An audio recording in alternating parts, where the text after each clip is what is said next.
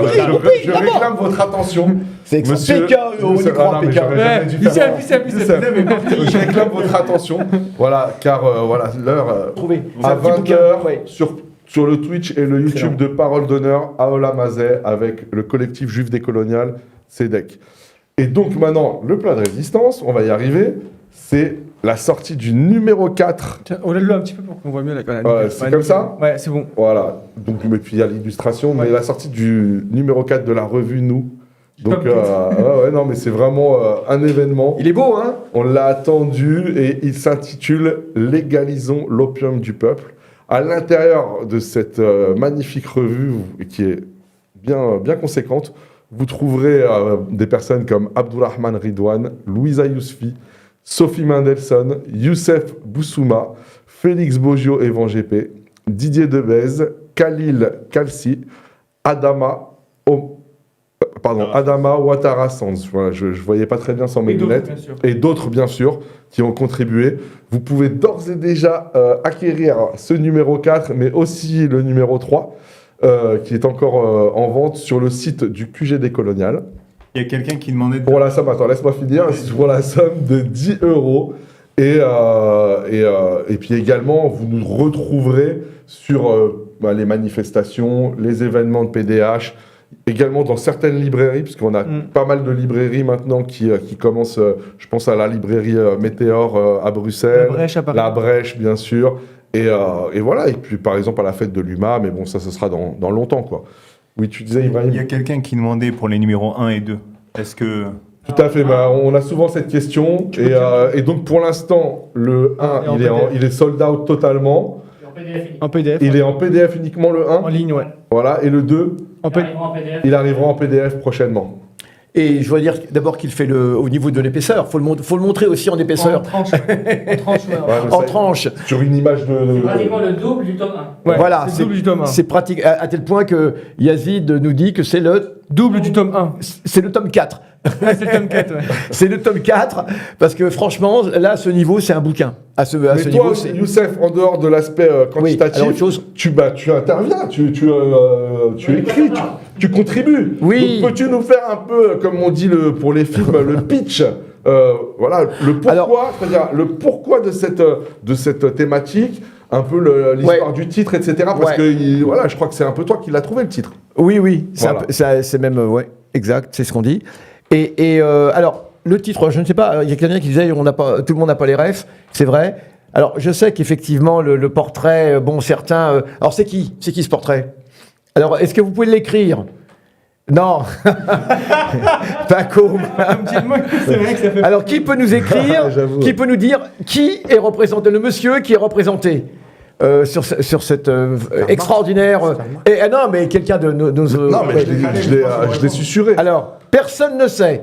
Non, c'est un peu décalé, je pense que ça arrive, voilà. Ah, voilà, bien sûr. C'est tonton Karl. Tonton Karl.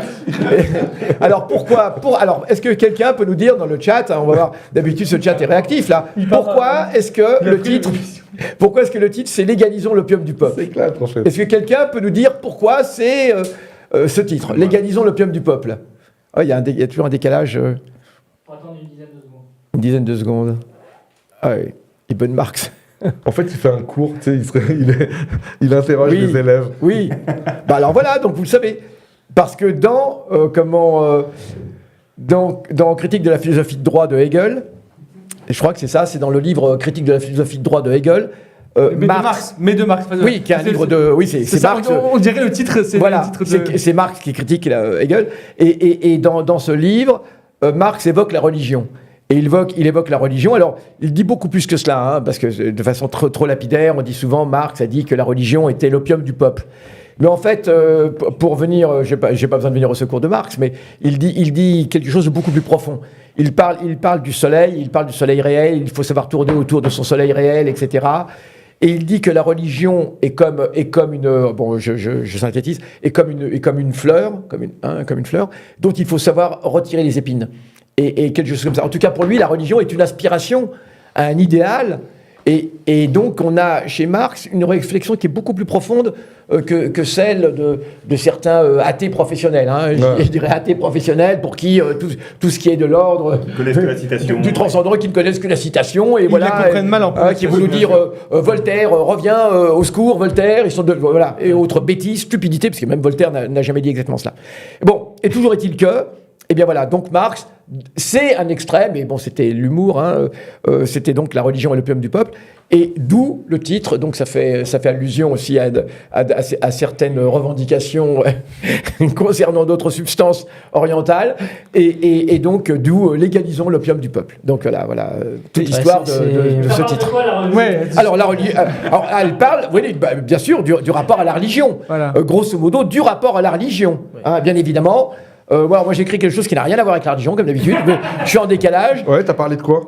Alors moi, c'est Alger, Alger du 16e au 19e siècle, ce qu'on appelle la course. Alors la course, vous savez, c'est le nom que... Spoil pas trop, hein. Non, pas du tout, mais la course, c'est le nom, enfin les corsaires, hein, ce qu'on appelle les corsaires, ce que d'autres appellent la piraterie. Mais ce n'était pas une piraterie, parce que c'était... pourquoi on appelle ça la course, les corsaires? Vous savez la différence entre la piraterie et la course? Il y a Orochi qui dit, Youssef, quel que soit le thème, il écrit ce qu'il veut. Eh bien exactement, et dans les autres numéros, c'est pareil. Salut, mais il faut toujours qu'il y ait des articles en décalage, vous savez, c'est... Voilà, on me demande ça en plus, hein, donc... Et voilà, j'aime bien être en décalage. Et donc, ça raconte une histoire qui est quand même assez dans le dernier, c'était les chouans, sur la chouannerie. Hein. Et bon, mais ça raconte la course parce que vous savez qu'un des motifs de l'invasion de l'Algérie en 1830, qui a été donné par la France, c'était que Alger était le repère de la piraterie en Méditerranée. Oui, mais j'assume, d'accord. Et Alger était le repère de la piraterie en Méditerranée. Et effectivement, Alger, mais pas uniquement Alger, il y avait aussi d'autres ports de la Méditerranée, même Tunis l'a été, Sijin Massa au Maroc et autres. Et c'était ce qu'on appelle la course. C'était des prises de guerre. Et c'est très intéressant, on ne connaît pas très bien cette histoire, mais c'est une histoire qui est absolument incroyable parce que cette course, elle répondait à la course que faisaient les pays du Nord, notamment la France, etc. Et donc, en tout cas, je vous ramène à cela et vous allez voir, c'est une histoire qui est assez incroyable. Eh ben écoute, franchement... Très bon pitch. Mais là, c'est pas du tout le... Tu veux que je parle du magazine ou pas? Ah, vas-y. Alors, juste peut-être, Sofiane, tu voulais... Non, simplement, après, tu vas en parler, c'est passionnant, parce qu'effectivement, je pense que c'est toujours à recontextualiser, comme on dit souvent, la question de l'opium du peuple, mais je pense que c'est parce qu'on a voulu... On a voulu intégrer absolument Marx au sein des philosophes du soupçon, donc que ce soit avec Nietzsche ou avec Freud, et il y avait une nécessité en fait de réduire l'ensemble des citations pour dire que l'Europe a fait une sorte de bascule où à un moment donné elle a compris que Dieu n'existait plus parce que c'était forcément à l'avant-garde de l'idéologie et de la compréhension de la technique. Et en réalité, quand tu analyses, ils ont jamais dit la même chose. Et puis je pense que c'est aussi fait pour occulter l'apport matérialiste de Marx. C'est-à-dire que si on sait que Marx a eu un impact à travers l'histoire, mais qu'on réduit le fait qu'il est à peu près comme Nietzsche et comme Freud, en fait, on oublie que ce qu'il a fait avant tout, c'est mettre un gros coup de pied dans la fourmilière idéaliste et apporter quelque chose sur le plan matériel et qui est, pour le coup, révolutionnaire à l'époque. Tout à fait. Magnifique. Franchement, je t'adore. C'est du miel dans mes oreilles, je te jure. Pour revenir au sujet du magazine, il faut le voir dans un contexte très particulier. C'est que, bien sûr, il y a, comme tu as très bien dit, les idées de Marx ont toujours été, pas toujours, mais certaines ont été enlevées de leur substance pour en faire dire autre chose. Et aujourd'hui, ce qu'est le marxisme, falsifié même, ce qu'est le marxisme réel ou ce qu'est le communisme réel, c'est-à-dire ceux qui s'en défendent, sont pris dans cette idée post-séculariste, sont tous dans l'émanation de cette idée qui vient notamment des Lumières, de l'idée de séparer le privé du public, séparer l'idée de religion, de l'idée de politique, de l'idée surtout de politisme, donc de vie en commun. Donc cette séparation-là, c'est notamment qui naît en Europe. C'est une question évidemment importante pour les décoloniaux, puisque cette question de ce qu'a déconstruit la modernité capitaliste à travers ce post-sécularisme, c'est une imposition à toutes les populations au sein des pays européens, mais aussi quasiment dans le monde avec le capitalisme mondialisé, d'une séparation entre le privé et le public, et notamment d'une coupure entre la question religieuse, la question même spirituelle, la question d'un être... Enfin, pas forcément d'un être, mais d'une question spirituelle, même, non matérialiste forcément, je veux dire non dans un autre espace d'idées. Et donc c'est pour ça que ce magazine, je l'ai vraiment parcouru, j'ai eu cette chance de le parcourir au fil de son écriture et même récemment depuis qu'il a été publié. Il y a énormément d'articles. Pour voir, je crois que c'est un des magazines avec le dossier avec le plus d'articles. Je crois qu'il y a au moins 10 ou un peu moins de 10 articles qui ont des points de vue proches mais assez différents. C'est-à-dire que là, on arrive à un moment où nous, on met en avant un sujet qui n'est pas du tout pris en compte par l'immense majorité du champ politique français, même quasiment. Parlons plutôt de la France, je ne parlerai pas du reste. Ouais. C'est-à-dire cette question de la religion et la question de la transcendance. Donc la religion aussi, d'un point de vue aussi, qu'est-ce que la religion est universelle? C'est pas vraiment, c'est des questions qu'on se pose. Là, on met les sujets de religion, les questions de post-sécularisme, toutes ces questions-là tous ces sujets-là en question. Et c'est pour ça que je trouve que ce magazine est exceptionnel, parce qu'il y a différents points de vue qui sont mis, différentes approches, mais le tout dans une envie de comprendre à la fois l'origine et les conséquences du monde post-séculier, mais aussi de penser à un monde au-delà de ça, parce que on peut aussi penser un monde où le spirituel, ou l'immanence, la transcendance se mélange avec la pensée politique et peut produire vraiment des belles choses. On pense notamment à la théologie de la libération en Amérique du Sud, avec des penseurs qui s'approprient le christianisme pour en faire une pensée émancipatrice politique et une force politique contre les régimes, notamment. Par exemple, Enrique Dussel, le grand auteur décolonial, lui-même, qui était un inspirateur du pape François, ne l'oublions pas, qui a été même le professeur du pape François, vous savez. Hein. Un des pères fondateurs du monde du décolonialisme en Amérique latine. Et donc voilà. Je répète, mais ce magazine est important parce qu'il dresse différents points de vue sur des questions qui ne sont pas abordées et qui, pour nous, et je pense, pour beaucoup de personnes, sont importantes. Je sais que c'est une question importante Par exemple, pour plein de personnes, la question de cette immanence, la question de la spiritualité, de la religion, de manière dans sa globalité. Et comme elle n'est pas prise en compte dans la question politique et qu'elle est laissée à la sphère privée, finalement, tu ne peux pas en parler vu que c'est dans la sphère privée. Tu vois ce que je veux dire ou pas? Et là, on met un pied là-dedans.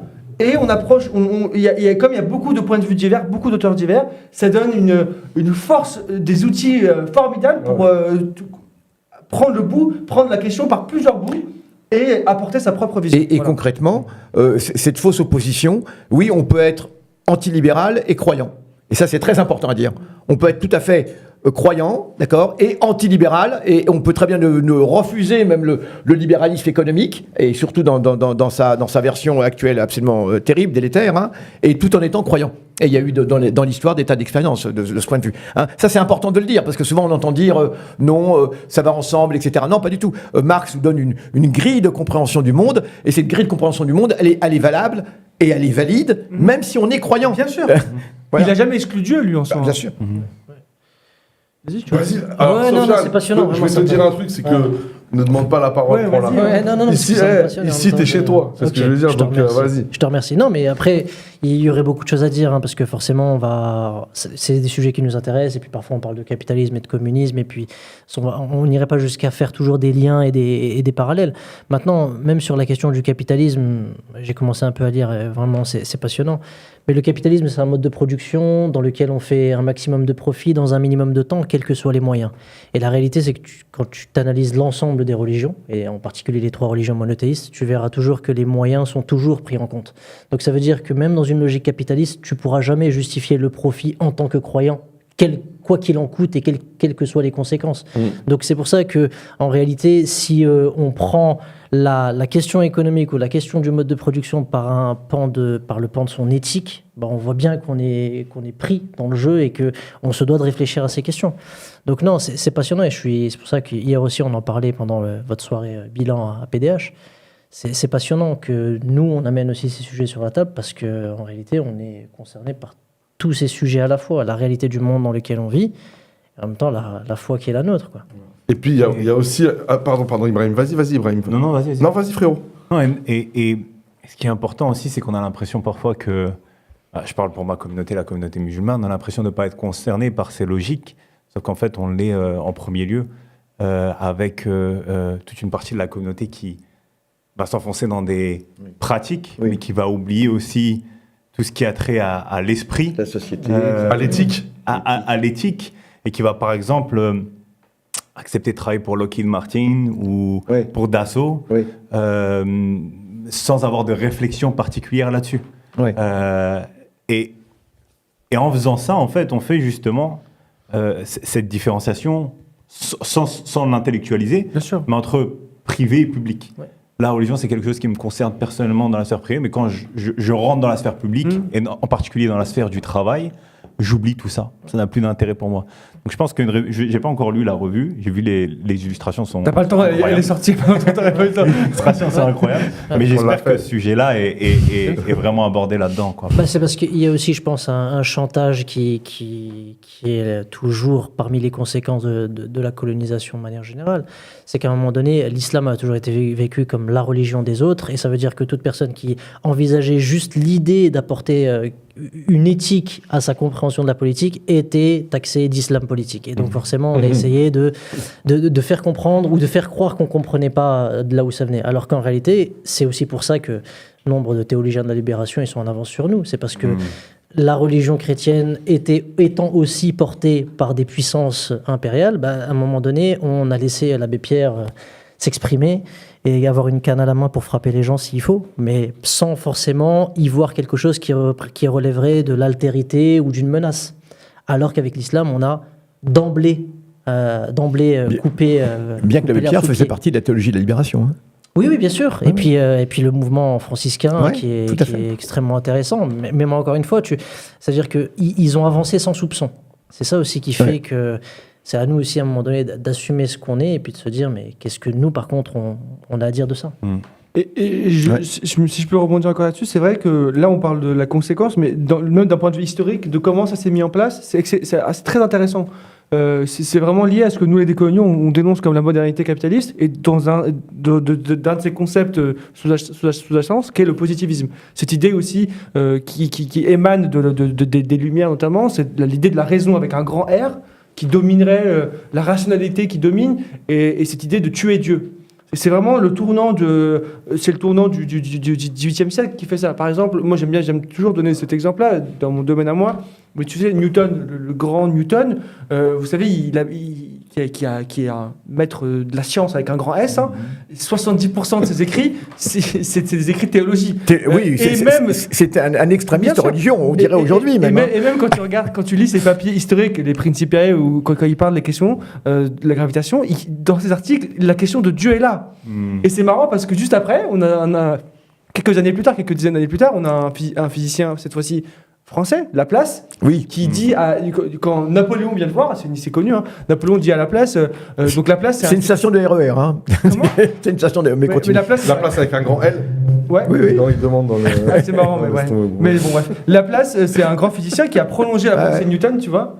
Et Napoléon lui dit, mais où est Dieu, où est passé Dieu dans vos équations? Et il a dit, j'ai pas besoin de cette hypothèse. Et là, je trouve que dans cette phrase, il y a toute la pensée moderne capitaliste qui est là. Et je trouve qu'à la fois, on parle souvent de la coupure de la religion avec la question politique, mais la coupure de la religion avec toutes les autres questions aussi. Je veux dire, on a coupé la religion de la question scientifique, qui a fait aussi que c'est la raison qui prédomine. Ça veut dire qu'aujourd'hui, il y a une forme d'opposition frontale. C'est-à-dire qu'aujourd'hui, être physicien et être croyant, on dit t'es bizarre. C'est comme quand on te dit t'es marxiste et t'es croyant.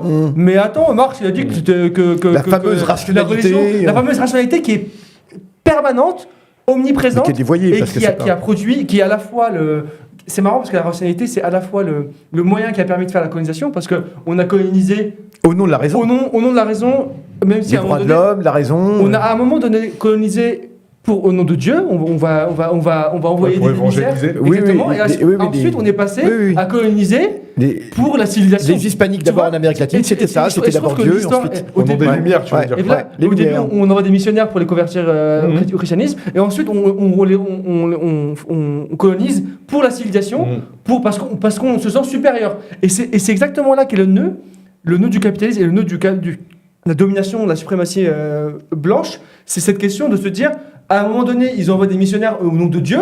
Après, ils envoient des missionnaires ils colonisent au nom de leur supériorité civilisationnelle. Et là, c'est très grave. C'est-à-dire que c'est là où on passe à un moment où tu sens que là, il y a le nœud vraiment de la philosophique quasiment terrible, qui est à l'origine de la destruction de tout vivant, de la destruction de la terre, destruction des humains, des génocides. C'est là qu'est le nœud. Et je trouve ça intéressant. Et ce magazine. Ça pourra faire l'objet d'une nouvelle émission, Ouais. d'ailleurs. Ouais. Et puis Non, d'ailleurs, c'est vrai, même sur, ce serait très intéressant, ça. sur le fond, même quand on attribue la question du rejet de l'Église, mais ça s'inscrit aussi dans une histoire très particulière où à un moment donné, le rôle des prêtres, c'était d'apprendre la résignation aux pauvres, donc mater la révolte par l'idéologie ou par la religion. Et donc forcément, ça justifie aussi le fait que la religion, dans un contexte précis européen, est vue comme étant un problème pour les classes populaires ou les classes qu'on tenterait de vouloir se voir se révolter. Mais encore une fois, si tu fais, à partir de cette histoire spécifique à l'Europe, une sorte d'européocentrisme où tu vas copier-coller ça avec d'autres religions ou d'autres contrées qui n'ont pas eu le même rapport à la religion, ou là où la religion n'a pas forcément eu la même utilité ou la même finalité, eh ben tu mens en fait tu fais une sorte de parallèle qui n'a pas lieu d'être. Ah ouais. Le fameux universalisme, on pense que les choses sont passées partout de la même façon, avec l'Europe comme modèle. Et... Messieurs, je tiens à vous remercier, vraiment, parce que, comme dirait l'autre, nous partîmes 500, mais pas un prompt renfort de 3000 en arrivant au J'arrive à port. 3 millions. Ouais, parce que vraiment, vous voyez, des fois, il y a des... je sais pas si tous les chemins mènent à Rome, mais en Le tout principal, cas... c'est qu'ils ne mènent pas au Rhum. Ouais, bon. Mais en tout cas, voilà, il y a des parcours, des trajectoires inattendues. Et cette soirée, pour moi, en fut une d'un certain point de vue parce que, on avait un certain agenda, mais voilà, il y a aussi une incertitude toujours dans une émission parce qu'on est en live, on est en direct. Et franchement, vous avez été plus qu'à la hauteur. Je vous ai trouvé vraiment brillant, je tenais à vous le dire. À remercier particulièrement Sofiane parce que c'était sa première parmi reviens quand tu veux, hein. Parmi nous. Bon, il est validé? C'est bon? Oui, sûr, il a- validé. il a pas besoin de notre Il a pas besoin de notre validation. Bon, bah, c'est bon. Ouais. Notre ami Ibrahim également. Le temps pour PDH, non, mais Brahim, lui, c'est. Je te dis, il était là au Intermittent. début, lui! Intermittent. Merci, merci à Azadi. Merci à toi. Merci Youssef. Ton téléphone fonctionne bien, Youssef? Ça va Merci très bien. Samir. Tout va bien. Ah oui, merci Samir. Merci Samir. Les gars, laissez-moi faire mon Merci, travail. Samir. Merci Ibrahim. Merci Et, à la raclette. Et merci bien sûr à l'équipe technique. J'ai nommé Christophe, Yazid, Olivier, Adrien. T'as vu? C'est bon, cette Et phrase. on a une recrue Pour aussi. voilà, on a une recrue. Je peux dire ton nom? Nabil, là, et merci au chat de YouTube, vous m'avez régalé ce soir parce que en fait il y avait des clashs internes à YouTube. Ils nous vannaient, enfin ils m'ont régalé et bien sûr le chat originel, si je puis dire, le chat de Twitch, la MIFA et tout le monde, tout le monde, tous ceux qui sont derrière leur écran et qui reverront cette émission en replay. Suivez les émissions de PDH, partagez, abonnez-vous, donnez de l'oseille. Free Palestine. Palestine. Free Palestine. Free Palestine. En tout cas, ça a bien plu